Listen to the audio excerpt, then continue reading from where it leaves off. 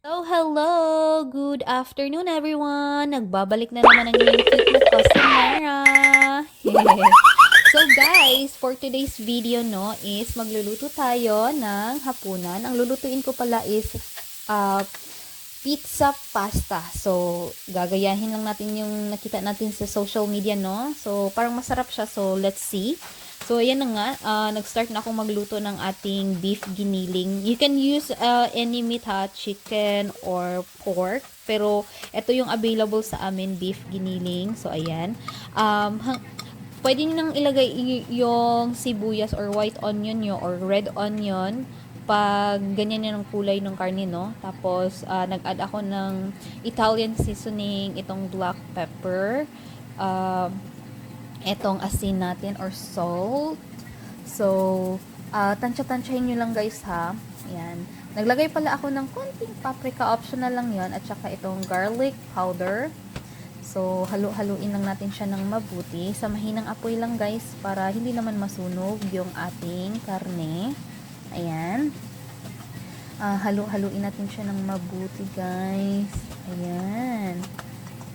Para ano din naman. So, after like 2 minutes, nilagay ko na din yung ating fresh garlic. So, nag-add pa rin ako ng fresh garlic para mas mabango talaga siya. So, while waiting sa ibang ingredients, guys, lulutuin ko na lang itong ating pasta penne, no? So, supposedly, ang original video nito is gumamit siya ng rotini pasta.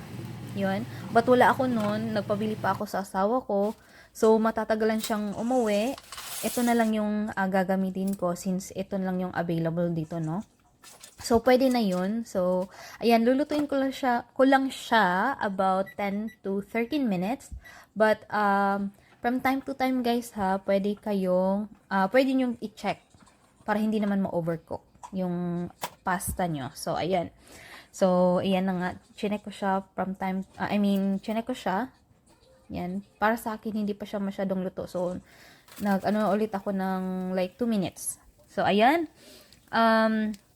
Dumating na yung partner ko na ito na yung ibang ingredients. So, itutuloy na natin ang ating pagluluto. Nag-add na ako dyan ng yung bacon na crispy bacon, no? Na niluto ko kanina din. Itong pepperoni, yung pizza pasta sauce, itong ating pasta. So, ayan, haluin natin siya. Kaya lang maliit yung kawali.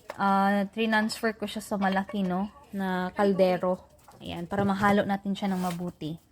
So, ayun guys, mas masarap guys pag maraming pizza sauce at saka maraming crispy na bacon. So, ayun.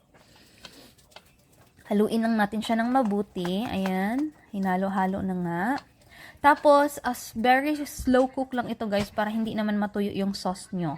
So, ayan. Maglalagay na ako dyan ng mozzarella cheese. Sorry naman, nabubulol ako. So, mozzarella cheese. Mas marami, mas masarap guys. Ayan, dinamihan ko na din siya. And then, nag-add ako dito nung iba pang cheese. Depende na yun sa inyo. Optional lang.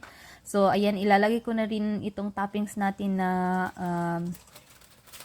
tawag nito, pepperoni. Para talaga siyang pizza, no? Or pizza. Yan. Tapos, supposedly guys, iluluto natin ito siya sa oven para matunaw yung cheese. Pero ako hindi na. Tinakpan ko na lang siya kasi it takes time na siya, no? So, around 3 to 5 minutes, naluto na din naman yung cheese sa ibabaw. So, pwede na yan. Look at that, guys. Napakasarap. So, ayan. See? Para talaga siyang, pizza. Pero, pasta yung sa ilalim. Ayan. So, ayan na nga. I-prepare ko na itong ating pagkain kasi ating hapunan pala para makakain din kami kasi nagre-reklamo na yung asawa ko kasi gutom na siya. Kagagaling lang din niya sa grocery store, no? Ayan. At saka, nag-add pala siya dyan ng iba pang, or maraming cheese kasi mahilig sa cheese yung husband ko, no? Ako din naman. So, as much as possible or kung gusto nyo guys, maraming cheese, mas masarap. Ayan. So, ayan, at saka dito lang din magtatapos ang aking voice over. Thank you so much for watching. Be safe and God bless. Bye-bye. You want more? Or you okay now? Huh? You want more? Okay. You want more cheese?